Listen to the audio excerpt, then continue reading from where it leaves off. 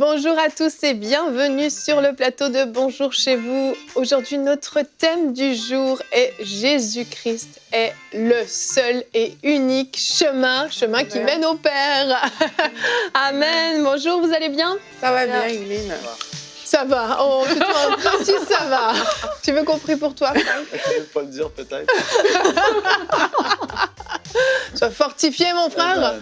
Une belle émission en perspective. Nous allons parler de notre Sauveur, de notre Seigneur Jésus-Christ, qui est, oui, le seul chemin qui mène au Père. On peut vouloir aller à Dieu de tellement de façons différentes. On peut chercher dans tellement de choses. Le monde nous offre tellement de possibilités qui, soi-disant, peuvent nous amener à Dieu. Mais la Bible dit qu'il n'y a qu'un seul chemin, c'est Jésus-Christ. Et on va en parler aujourd'hui.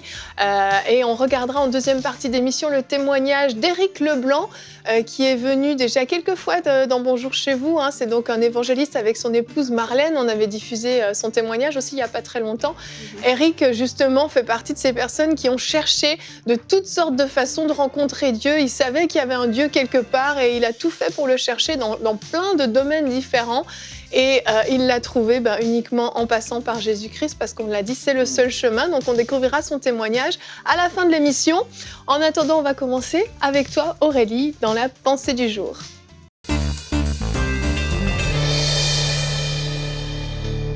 Lorsqu'on regarde à la société actuelle, on voit des personnes qui aimeraient tellement donner un sens à leur vie. Et ces personnes, pour y arriver, font différentes choses. Il y a certaines personnes qui lancent des entreprises, des start-up. Il y a certaines personnes qui se battent pour de grandes causes. Il y a des personnes qui développent plus leurs relations familiales, amicales, etc. Tellement de personnes font tellement de choses avec un seul objectif, donner un sens à leur vie. Et c'est légitime de vouloir donner un sens à sa vie, mais comment y arriver en fait? C'est lorsqu'on reste connecté à Dieu, qui est le seul, l'unique, qui peut donner un sens à votre vie. Et pour arriver à cette connexion à Dieu, mais la Bible nous parle d'un seul et unique chemin, et ce chemin, c'est Jésus-Christ.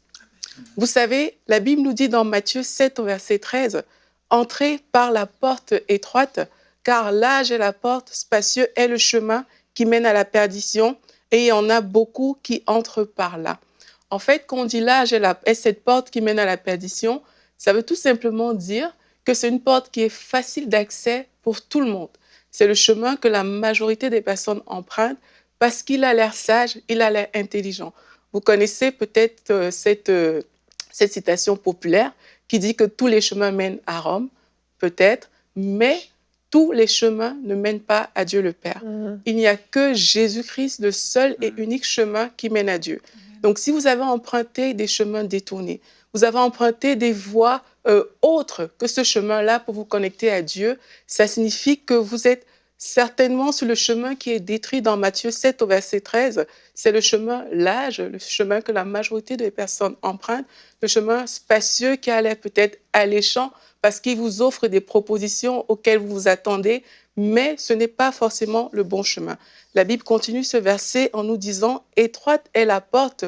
Resserrer le chemin qui mène à la vie et il y en a peu qui le trouvent.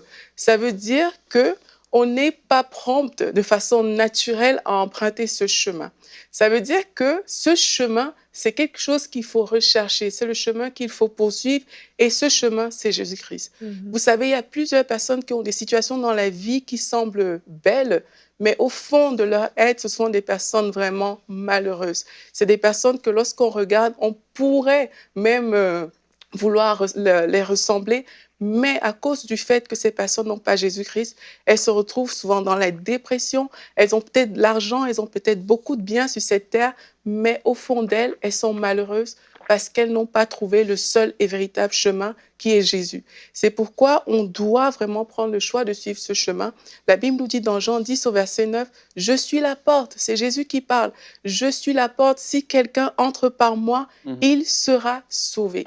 Donc, si vous écoutez cette vidéo aujourd'hui et vous vous dites peut-être, j'avais emprunté la voie de la drogue, j'avais emprunté la direction que mes parents m'ont montrée, j'ai emprunté toutes sortes de chemins pour donner un sens à ma vie. Je voulais bâtir des empires, une entreprise, je voulais lever une grande structure. infructueux parce que je pensais que c'est ça qui devait donner un sens à ma vie. Mais en fait, ces choses ne pourront pas satisfaire votre cœur.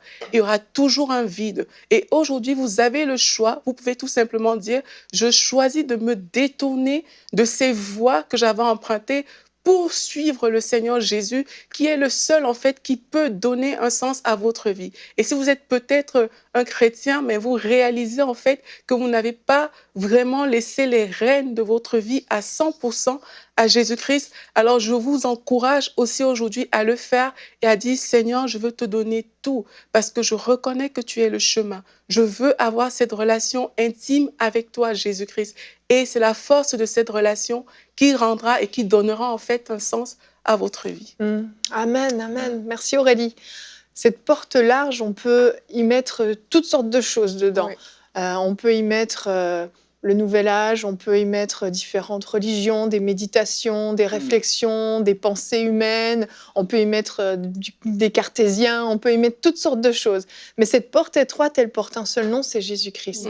Elle est étroite, ça ne veut pas dire qu'elle est cachée, ça ne veut pas dire qu'il faut faire des efforts pour y entrer, que c'est difficile. Ça veut simplement dire qu'elle est étroite parce qu'elle est moins évidente.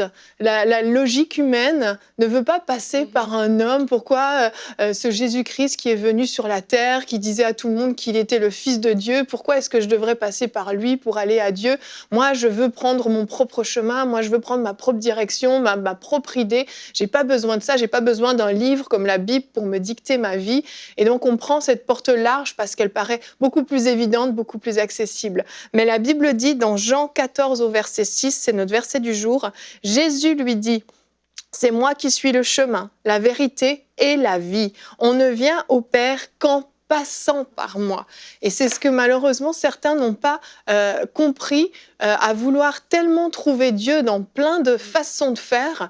Ils n'ont pas compris que cette porte, ce chemin étroit s'appelle Jésus-Christ. C'est très simple au fond. Ça n'a absolument rien de compliqué. On s'approche de Jésus pour aller à Dieu au Père. C'est comme il y a ces illustrations qui montrent que Jésus est comme un pont entre ce fossé. Il y a nous d'un côté, il y a Dieu de l'autre. Jésus est ce pont qui nous permet d'accéder à Dieu. En réalité, c'est très très simple.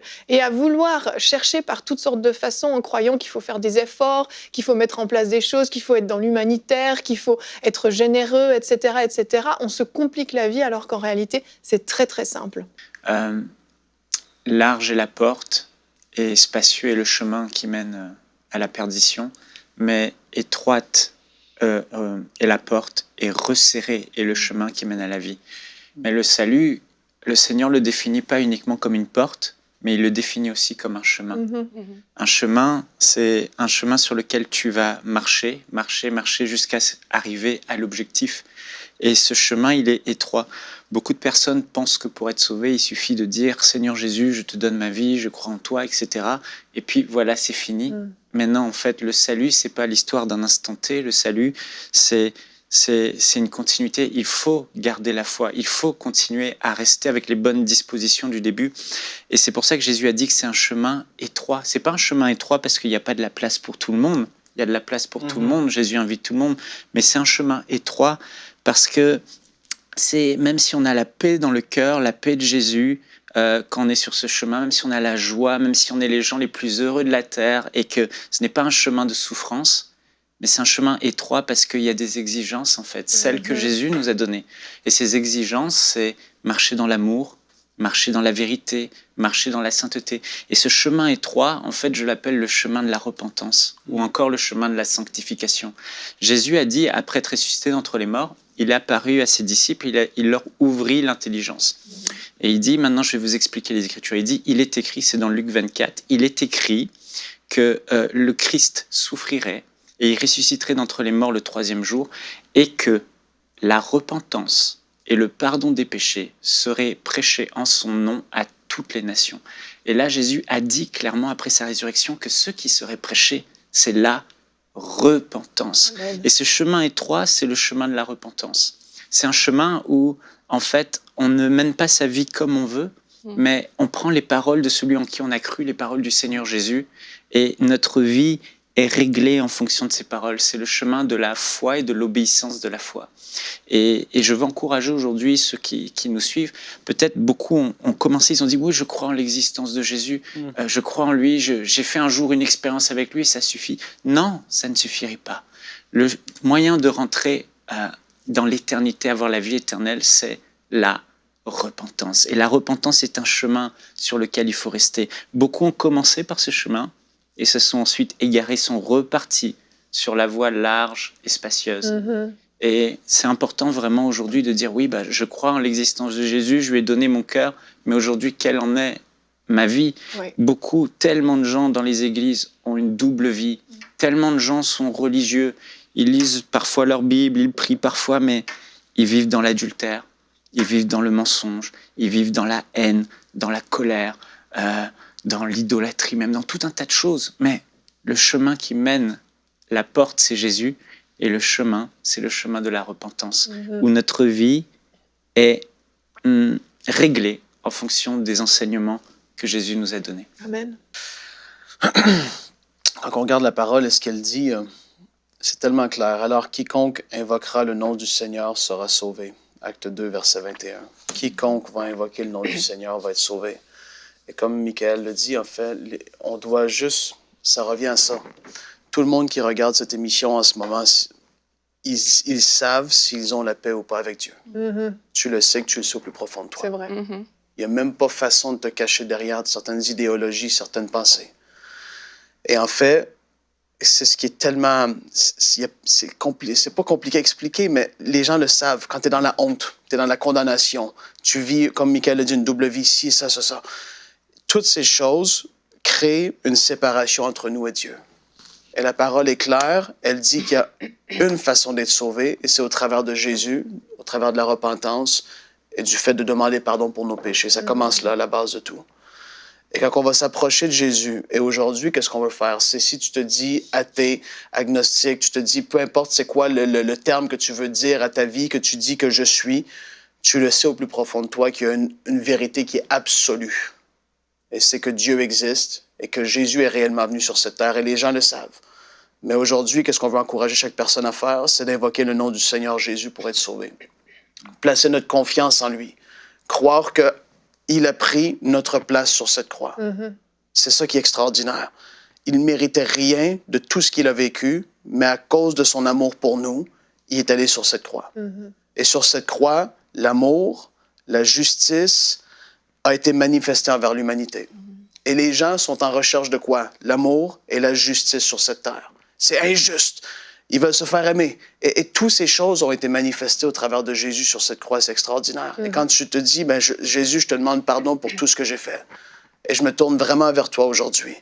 Je veux te demander pardon pour tous mes péchés. D'un cœur sincère, simple, dans la simplicité, il n'y a pas de formule. Qu'est-ce qui arrive? C'est que Dieu pardonne nos péchés. Tout ce qui était écrit dans les registres célestes. Et ça, c'est des réalités spirituelles. Il y a des choses qui sont écrites et qui nous condamnent, qui font que, oui, Frank, tu as fait toutes sortes de choses mauvaises dans ta vie, mais aujourd'hui, tu places ta confiance en Jésus, toutes ces choses sont effacées.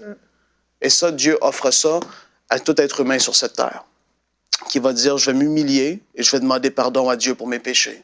Parce que je reconnais qu'il y a un seul chemin et que dans ma vie actuelle, peu importe toutes les richesses que j'ai, toutes les choses que je peux croire avoir, les plaisirs que je peux aller chercher dans la sexualité, dans la drogue, l'alcool, dans toutes sortes de choses, sont éphémères. Et en fait, je me couche le soir et je pleure sur mon oreiller parce que je sais qu'au fond de moi, il me manque quelque chose.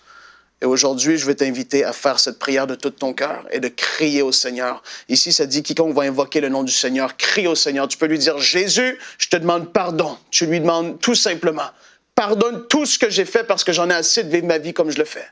J'ai été le maître de ma vie. Mais aujourd'hui, je veux complètement m'abandonner entre tes mains. Je veux arrêter de diriger ma vie, mais je veux me soumettre à toi. Parce que je crois que tu as porté à ma place toute la condamnation qui reposait contre moi, tu l'as pris à ma place. Et je veux te remercier. Et je te demande d'être le Seigneur et le Sauveur de ma vie. Pardonne-moi aujourd'hui même, parce que je le sais, qu'il n'y a aucun autre chemin. Et aujourd'hui, vous le savez, vous êtes dans votre maison et vous avez une conviction qui est là. Et c'est comme pour la première fois de votre vie, le voile est tombé. Et vous le savez que Jésus est le seul chemin. Et vous allez le voir dans le témoignage, cette personne a vécu la même chose, tout comme chacun de nous ici sur ce plateau. Il a vécu cette même chose et il a réalisé que oui, il y avait juste un chemin. Et aujourd'hui, fais la paix avec Dieu. Arrête d'être religieux. Arrête de te cacher derrière toutes sortes de fausses idéologies. Tu le sais au plus profond de toi parce que Dieu te parle maintenant. Il y a la pensée d'éternité qui est en toi. Fais juste te soumettre à ce qu'il veut faire.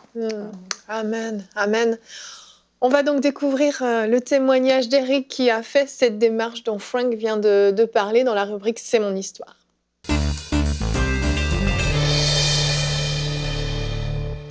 Et on se retrouve pour la rubrique « C'est mon histoire ». Aujourd'hui, je reçois un évangéliste, Éric Leblanc du ministère Évangélisation de Puissance. Bonjour Éric. Bonjour Evelyne. T'aimes pas si je t'appelle évangéliste, hein, je pense. Si, ça te va? Oh, je suis un témoin, un évangéliste. C'est ça. Un zélé pour la parole de Dieu. Amen, amen. Avec ta femme Marlène, vous portez beaucoup de fruits dans l'évangélisation. C'est pour ça que je te colle cette étiquette-là, parce que vraiment, vous êtes très actifs avec votre ministère. Et aujourd'hui, Éric, tu viens nous partager comment tu as connu le Seigneur, les débuts de cette relation que tu as aujourd'hui avec Dieu et de quoi le Seigneur aussi t'a vraiment sorti, parce que tu as cherché Dieu dans beaucoup de choses dans ta vie. Tu es né dans une famille catholique, ton papa était policier, tu as eu une éducation assez stricte. Oui. Et à l'école, arrivé à l'école, tu as commencé à subir énormément d'intimidation et ça a été le début d'une grande souffrance pour toi. Oui, dans ma jeunesse, quand j'allais à l'école, j'avais les dents très avancées. Ça, c'était un argument pour me taquiner, m'agacer. Mais aussitôt que les enfants, ils voyaient un arbre, un poteau rongé, on m'appelait le lièvre, le castor, tout ce qui rongeait dans le fond. Moi, ça m'attristait parce que moi, je voulais tout simplement être aimé par les gens. J'étais un enfant. Un enfant, souvent, va blesser inconsciemment. Mais ça m'amenait aussi à réagir. À réagir comment? Bien, je sortais mes poings, des fois, pour me défendre. J'aimais pas ça, mais ça m'emmenait plein de tiraillage, d'ennemis même dans la classe. J'étais pas aimé par les élèves parce que je me battais, mais eux autres, ils me traitaient d'un autre nom. Fait que ça vice-versa. Fait que ça allait même plus loin que ça. Les plus grands à l'école, ils faisaient des ronds, puis ils voulaient que je me batte avec un autre plus jeune, un jeune de mon âge. Ils le payaient 25 cents par jour. C'est affreux. 25 cents. Avec le taxage, ça a commencé comme ça dans ma vie, le taxage. J'étais dans l'autobus, ma première idée quand j'étais dans l'autobus, c'était, aussitôt que je sors, un sprint de 100 mètres, comme aux Jeux olympiques, pour arriver, pas à la médaille d'or, mais à l'école. C'est ça, pour que personne puisse t'atteindre sur le chemin entre l'autobus et l'entrée de l'école. Oui, mais malheureusement, c'était pas toujours le cas. Des fois, on réussissait, ou aux pauses en récréation, les jeunes venaient me tabasser. C'est affreux.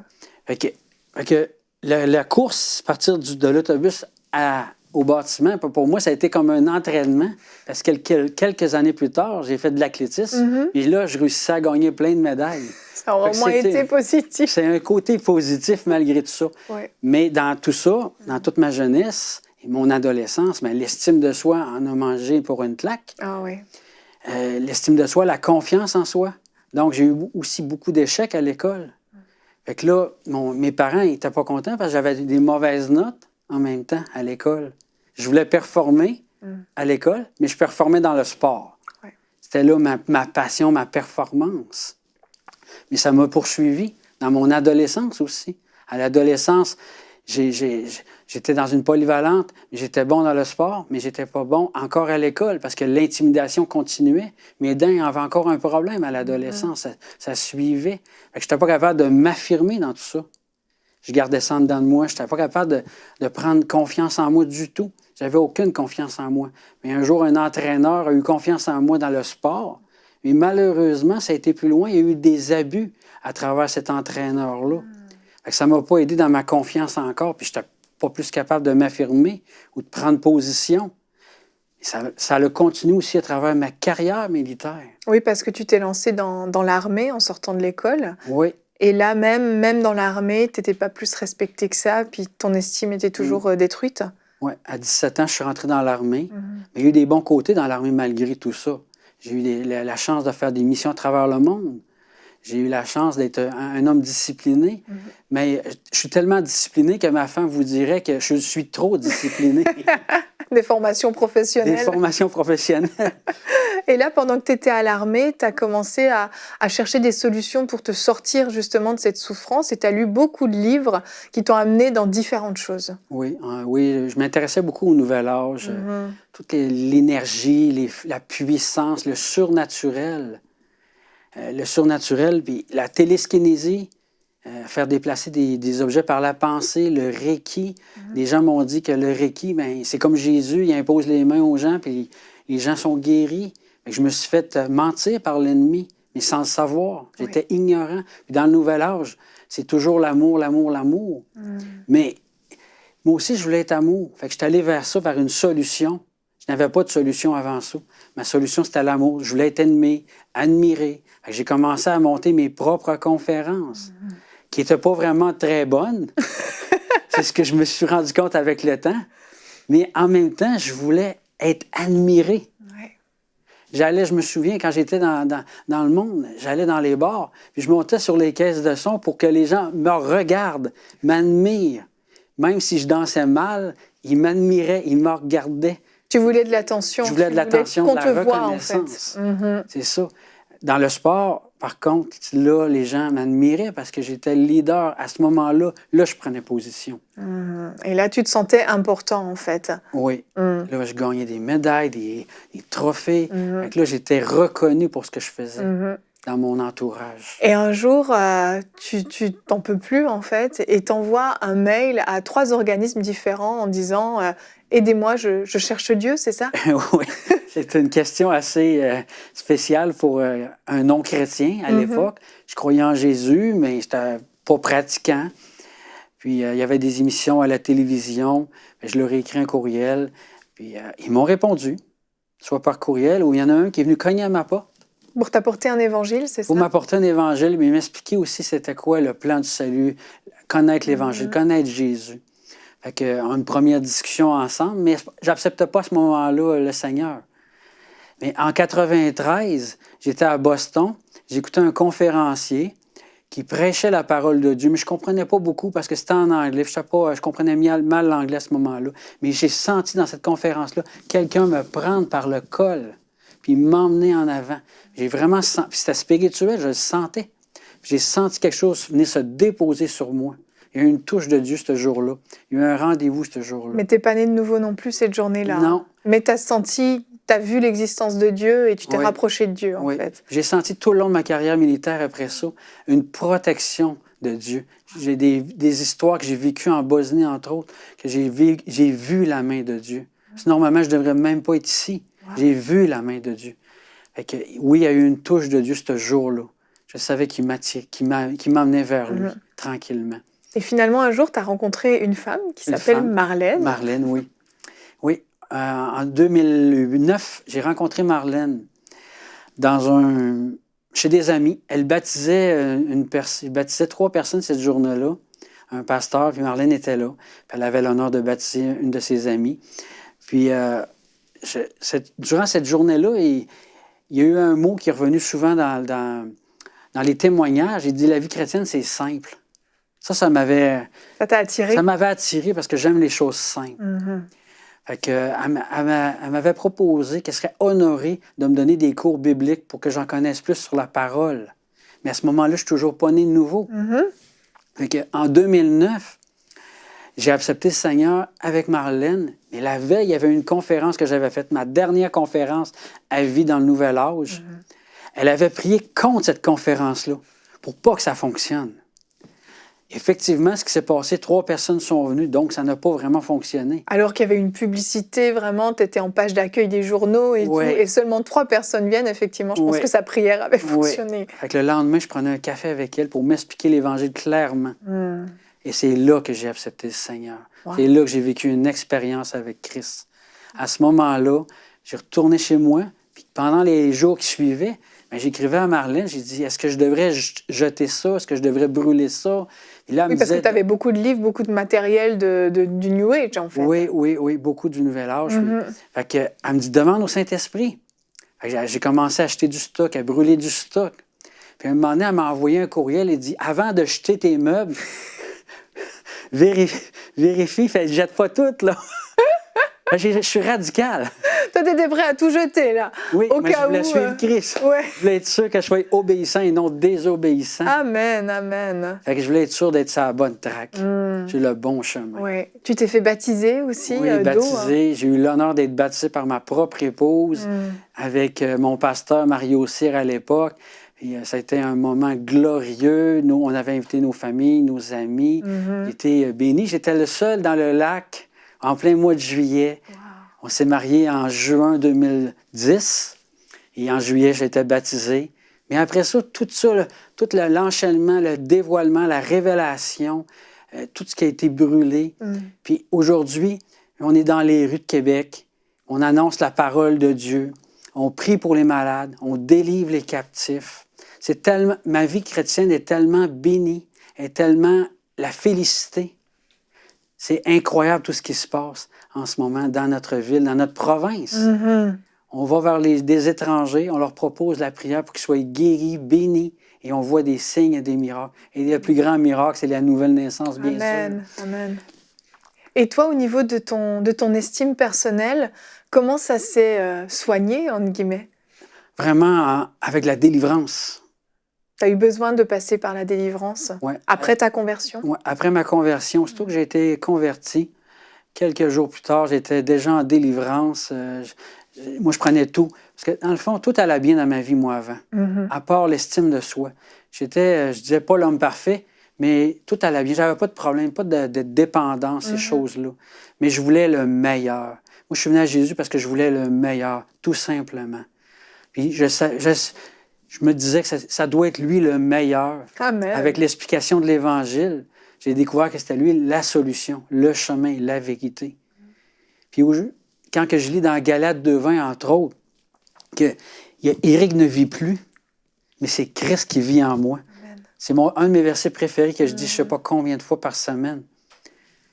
Puis quand on va évangéliser, c'est plus Éric qui évangélise, c'est Jésus. Si on cherche vraiment Dieu. On manquera de rien. De rien. Puis aujourd'hui, je suis retraité, je suis un vétéran militaire retraité, et tout ce qu'on fait, on le fait pour le Seigneur à temps plein. Gloire à Dieu. Bénir le peuple de Dieu. Amen. Amen. Amen. Merci beaucoup, Éric, d'être venu nous raconter ton histoire, et on bénit le Seigneur pour ta vie, pour les fruits que Marlène et toi vous portez. Et voilà, merci d'être venu. Merci de votre accueil. Cette histoire, elle est extraordinaire. Chaque histoire de salut est extraordinaire. Quand on cherche Dieu, on le trouve. Le Seigneur se laisse trouver. Et si vous le cherchez de tout votre cœur, vous allez le trouver. Vous allez le trouver. Et je crois que cette émission a peut-être éclairé certains qui étaient en train peut-être de chercher à droite et à gauche. Vous savez qu'il n'y a qu'un chemin, qu'il n'y a qu'une porte. Et vous savez exactement dans quelle direction aller. Donc on se réjouit. On se réjouit pour tous ceux qui ont fait la prière avec Frank tout à l'heure. On se réjouit pour chacun d'entre vous. Vous pouvez nous envoyer votre témoignage si vous le souhaitez en allant sur emcitv.com/témoignage. Et on sera content. On va se réjouir pour votre salut. On va se réjouir pour ce que le Seigneur a fait dans votre vie. On va se retrouver la semaine prochaine pour de nouvelles émissions de Bonjour chez vous. On sera ravis de vous retrouver sur emcitv.com ou sur notre chaîne YouTube EMCI TV. Merci à tous de nous avoir suivis et bonjour chez vous.